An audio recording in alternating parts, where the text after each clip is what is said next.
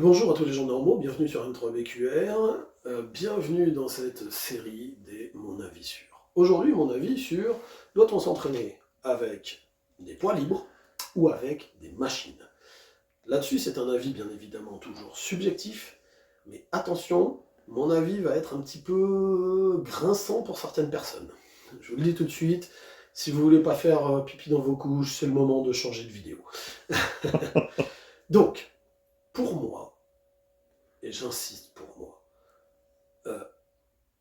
tout programme de musculation doit commencer par du poids libre. Pourquoi? Parce que le poids libre, c'est ce qui est bien évidemment le plus dur, le plus technique, mais qui va également travailler votre corps avec tous ses stabilisateurs. La machine, c'est beaucoup plus rapide à acquérir, bien sûr, mais vous ne travaillez pas vos stabilisateurs.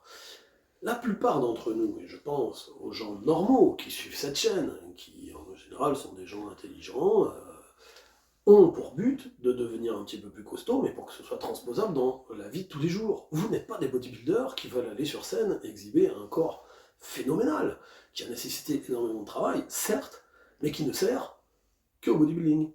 C'est-à-dire que beaucoup d'entre vous ont envie de devenir bien sûr plus costaud, physiquement je parle, un peu plus balèze, mais aussi plus balèze en matière de performance.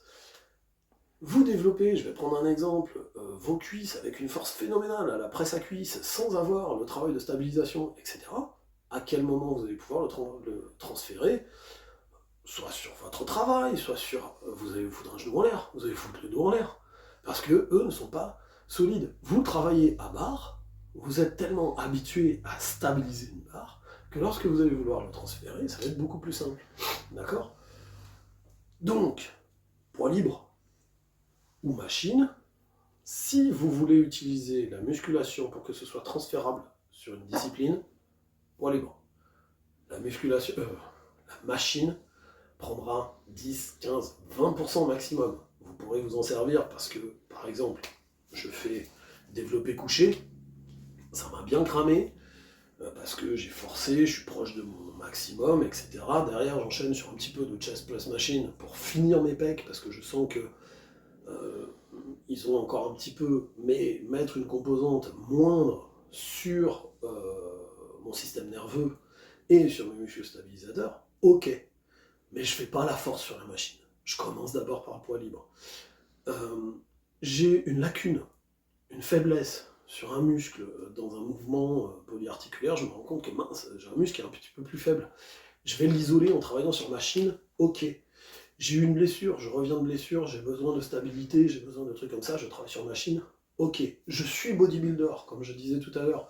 Ce que je veux, c'est vraiment développer mes muscles pour pouvoir aller faire de la compétition, etc. Là, je peux mettre une proportion de travail sur machine beaucoup plus importante. Voire certains même qui se passent de travail à la barre et aux haltères. Mais pour tous les autres, barre et haltères en priorité, et la machine vient après, en petite quantité, maximum 20% de votre volume, voire 0% si vous voulez. Il y en a qui ont bâti des super physiques sans aucune machine.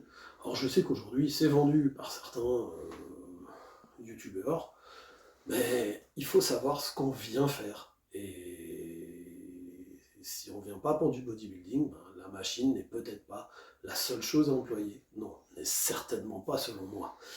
Autre chose aussi, si vous entraînez en home gym, une machine, ça prend de la place pour un, voire deux mouvements ou muscles.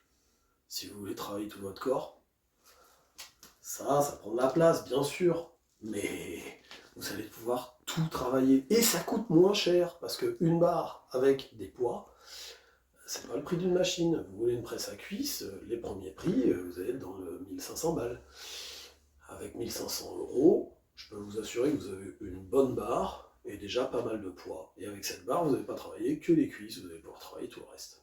Voilà, c'était mon avis, et j'insiste dessus ça, très subjectif, sur qu'est-ce qui vaut mieux entre machine et poids libre, athlètes, gens normaux, etc., poids libre, bodybuilder, machine. C'est tout, c'est aussi simple que ça. Donc n'oubliez pas, likez, partagez, abonnez-vous, activez la cloche des notifications. N'hésitez pas à commenter, peut-être même pour me demander mon avis sur certaines choses. Si je ne les connais pas, j'irai vérifier ce que c'est. Et je vous dis à très bientôt pour une prochaine vidéo.